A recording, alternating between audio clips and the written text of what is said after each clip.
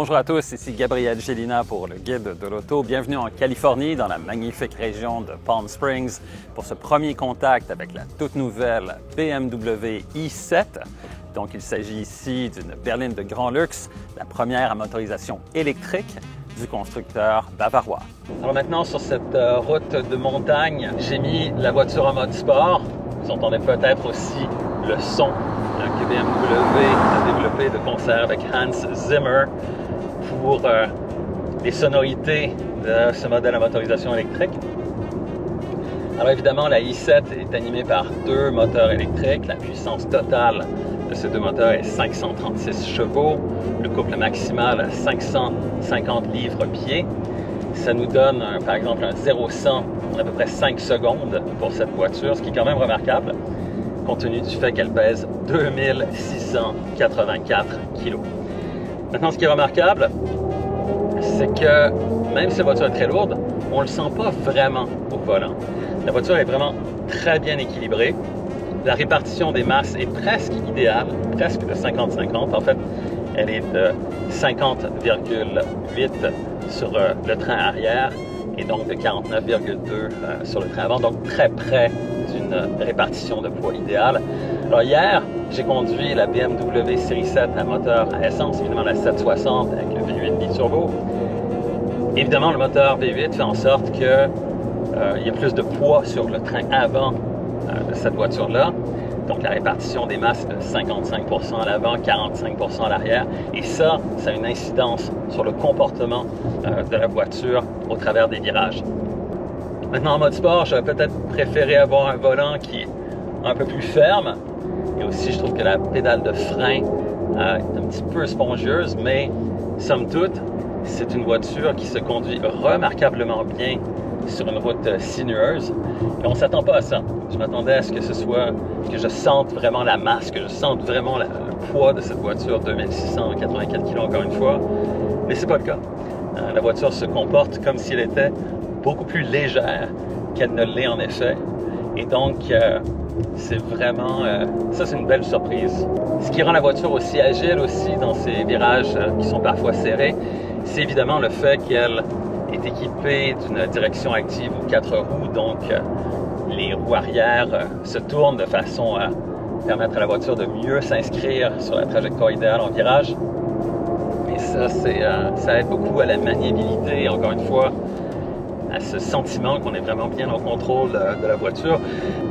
Maintenant, comme il s'agit d'une voiture électrique, il convient de parler de la taille de la batterie, de l'autonomie. La taille de cette batterie est de 107 kWh, donc c'est une assez grosse batterie. Et l'autonomie est chiffrée selon l'EPA, Environmental Protection Agency, aux États-Unis à 318 000, ce qui équivaut à 511 km. Donc, la BMW i7 n'a peut-être pas une autonomie sur papier qui est aussi élevée que celle, par exemple, d'une Mercedes-Benz EQS, d'une Lucid Air ou d'une Tesla Model S. Mais 511 km, c'est quand même assez convaincant pour une voiture de cette taille. Ce qui est intéressant aussi de cette BMW i7, comme il s'agit d'une voiture électrique, évidemment, elle a le freinage régénératif. Il y a plusieurs niveaux, plusieurs intensités, si on veut, pour ce freinage régénératif. Mais BMW a développé aussi un mode qui s'appelle le mode adaptif, qui fait en sorte que c'est la voiture qui décide de l'intensité, si on veut, du freinage régénératif pour récupérer l'énergie en fonction de l'environnement sur lequel la voiture évolue et aussi des conditions de trafic. Alors la BMW i7 est aussi équipée d'un système de conduite semi-autonome qui permet justement sur une autoroute jusqu'à des vitesses pouvant atteindre 85 000 à l'heure ou 140 km/h, permettre justement à la voiture de prendre ses mouvements en charge par elle-même. Alors comme vous pouvez le constater, je n'ai pas besoin de tenir le volant d'aucune façon. Je n'actionne pas non plus les pédales. Et pour changer de voie, il suffit de mettre l'indicateur comme ceci. Et là, il y a une voiture qui était dans la voie. Donc, comme vous avez pu le voir, la voiture n'a pas fait la manœuvre que je lui ai demandé. Même chose ici. Si je décide d'aller à gauche, il y a un véhicule qui est là, le véhicule est passé, je mets l'indicateur de changement de voie et la voiture prend immédiatement la voie de gauche pour faire un dépassement. Ce système va fonctionner tant et aussi longtemps que la caméra qui est au sur le tableau de bord détecte que votre attention est vraiment portée sur la route. Il y a un facteur, par contre, qui va faire en sorte que le système va se désactiver.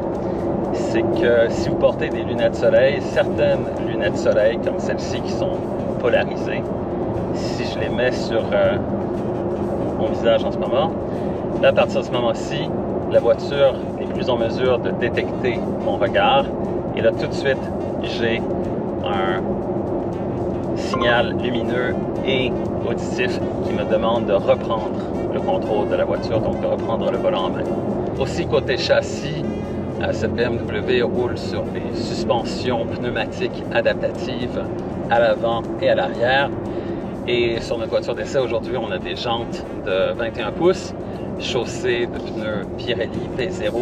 Donc, ça explique pourquoi, en partie, aussi pourquoi la voiture se comporte aussi bien sur cette route de montagne. La BMW i7, tout comme la BMW 760, peut être équipée en option d'un ce que BMW appelle le Theater Screen, un écran de 31,1 pouces de diagonale avec une résolution de 8K qui se déploie à partir du toit de la voiture pour évidemment l'usage des passagers qui prennent place à l'arrière. Alors ce système de cinéma maison en quelque sorte, parce qu'il est associé à une chaîne audio Bowers & Wilkins de 2000 watts de puissance avec 35 haut-parleurs. Donc cet écran permet aux passagers qui prennent place à l'arrière de voir du contenu vidéo, de visionner des films ou encore du contenu en streaming par Netflix ou Amazon Prime par exemple, en tout confort.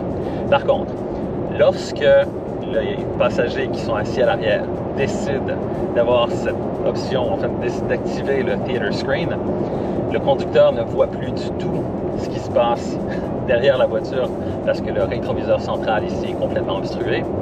Et si le siège du passager avant a été positionné de façon à la position la plus avancée et aussi incliné vers l'avant de façon à pouvoir déployer le siège première classe du côté droit, arrière droit du véhicule, alors à ce moment-là, l'appui-tête du siège avant vient lui aussi bloquer carrément la vue vers le rétroviseur latéral droit. Donc, c'est pas idéal pour ce qui est de la visibilité pour le conducteur.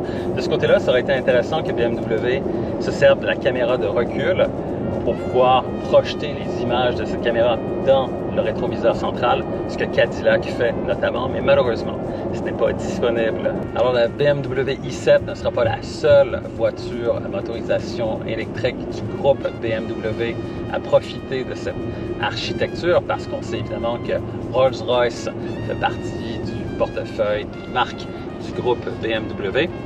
Et donc la Rolls-Royce Spectre à motorisation électrique va utiliser exactement les mêmes composantes que cette BMW i7. Ça va être intéressant de voir les différences pour ce qui est du comportement routier. Évidemment, Rolls-Royce, la marque de vraiment très grand luxe.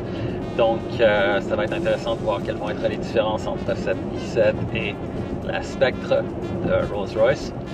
Mais une chose est certaine, ils vont partager plusieurs éléments communs. Alors au final, cette nouvelle BMW i7, c'est une proposition très convaincante dans le créneau des voitures de luxe à motorisation électrique. Il y en a quelques-unes sur le marché. C'est peut-être pas la plus efficace en ce qui a trait à l'aérodynamisme ou encore à l'autonomie, mais ça demeure quand même une authentique voiture de luxe qui se conduit comme une vraie BMW. Et elle sera disponible sur le marché au Canada dès le mois de novembre 2022 en tant que modèle 2023.